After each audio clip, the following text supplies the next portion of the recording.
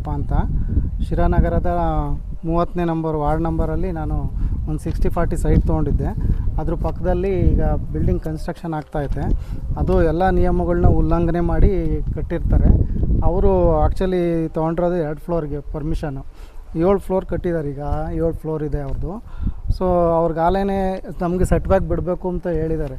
1.25 metre ಬಿಡಬೇಕು ಅಂತ ಹೇಳಿರೋದು. ಅದು 1.25 ಮೀಟ್ರ್ ಬಿಡ್ದಲೇ ಈ ಪೂರ್ತಿ 30-40 ಪೂರ್ತಿ ಎಳ್ಕೊಂಡು, ಅಲ್ಲ 60-40 ಪೂರ್ತಿ ಎಳ್ಕೊಂಡು ಬಿಲ್ಡಿಂಗ್ ಕನ್ಸ್ಟ್ರಕ್ಷನ್ ಮಾಡಿರ್ತಾರೆ. ಸೊ ಹಂಗಾಗಿ ನಾನು ಇದನ್ನು ನಗರಸಭೆಗೆ ಈಗ 3 ನೋಟಿಸನ್ನು ನಾನು 3 ಅರ್ಜಿ ಕೊಟ್ಟಿದ್ದೀನಿ ಇದಕ್ಕೆ. ಅವರು ಒಂದು 3 ನೋಟಿಸ್ ಕೊಟ್ಟು ಅಂತಿಮ ನೋಟಿಸ್ ಅಂತಲೂ ಕೊಟ್ಟಿದ್ದಾರೆ. ಸೊ ಇವರು ಯಾವುದೇ ಕಾರಣಕ್ಕೂ ಯಾವುದೇ ಬಿಲ್ಡಿಂಗ್ ಇದನ್ನು ನೋಟಿಸಲ್ಲಿ ಕೆಲಸ ನಿಲ್ಲಿಸ್ಬೇಕು ಅಂತ ಹೇಳಿದ್ದಾರೆ. ಸೊ ನೋಟಿಸಲ್ಲಿ ಕೆಲಸ ನಿಲ್ಲಿಸ್ದಂಗೆ ಬಿಲ್ಡಿಂಗ್ ಕನ್ಸ್ಟ್ರಕ್ಷನ್ ಮಾಡ್ತಲೇ ಇದ್ದಾರೆ.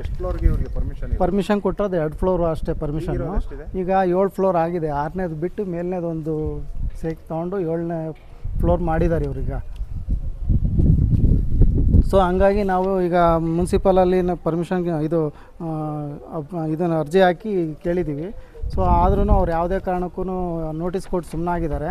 ಇದರಿಂದ ನಮಗೆ ತುಂಬ ತೊಂದರೆ ಆಗ್ತಾಯಿತ್ತು. ಇಲ್ಲಿ ನೋಟಿಸು ಈಗ ಬಿಲ್ಡಿಂಗ್ ಕನ್ಸ್ಟ್ರಕ್ಷನ್ ನಿಲ್ಲಿಸ್ಬೇಕು ಅಂತ, ಕಾಮಗಾರಿ ನಿಲ್ಲಿಸ್ಬೇಕು ಅಂತ ಕೊಟ್ಟಿದ್ದಾರೆ. ಸೊ ಇವ್ರು ಯಾವುದೇ ಕಾರಣಕ್ಕೂ ಕಾಮಗಾರಿ ನಿಲ್ಲಿಸ್ತಲೇ ಹಂಗೆ ಕಂಟಿನ್ಯೂ ಮಾಡ್ಕೊಂಡು ಹೋಗ್ತಲೇ ಇದ್ದಾರೆ. ಅಲ್ಲಿ ನಗರಸಭೆಯವರು ಸುಮ್ಮನೆ ನೋಟಿಸ್ ಕೊಟ್ಟು ಸುಮ್ಮನಾಗಿದ್ದಾರೆ. ಯಾವುದೇ ಬಂದು ನೋಡ್ಕೊಂಡು ಹೋಗಿದ್ದಾರೆ. ಬಂದು ಅವರು ಹೇಳೋಗಿದ್ರು ಆ್ಯಕ್ಚುಲಿ ನಿಲ್ಲಿಸ್ಬೇಕು ಕಾಮಗಾರಿನ ಅಂತಲೇ. ಆದರೂ ಕಾಮಗಾರಿ ನಿಲ್ಲಿಸ್ತಲೇ ಇವರು ಹಿಂಗೆ ಮುಂದೆ ಇದು ಮಾಡ್ಕೊಂಡೇ ಹೋಗ್ತಲೇ ಇದ್ದಾರೆ.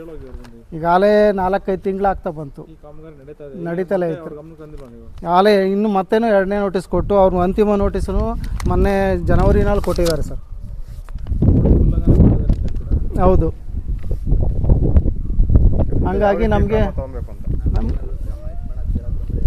ಏನೋ ಈಗ ಇಲ್ಲಿ ನಮಗೆ ಇದು ಮಾಡೋಕ್ಕೆ ಬಂದರೆ, ಈಗ ಅವರು ಸುಮ್ಮನೆ 4-5 ಗೂಂಡಾಗಳು ನಿಕ್ಕೊಂಡು ಜೊತೆಗೆ ಹೊಡೆಯೋದು ಅದೆಲ್ಲ ಮಾಡೋಕ್ಕೆ ಬರ್ತಾವ್ರೆ.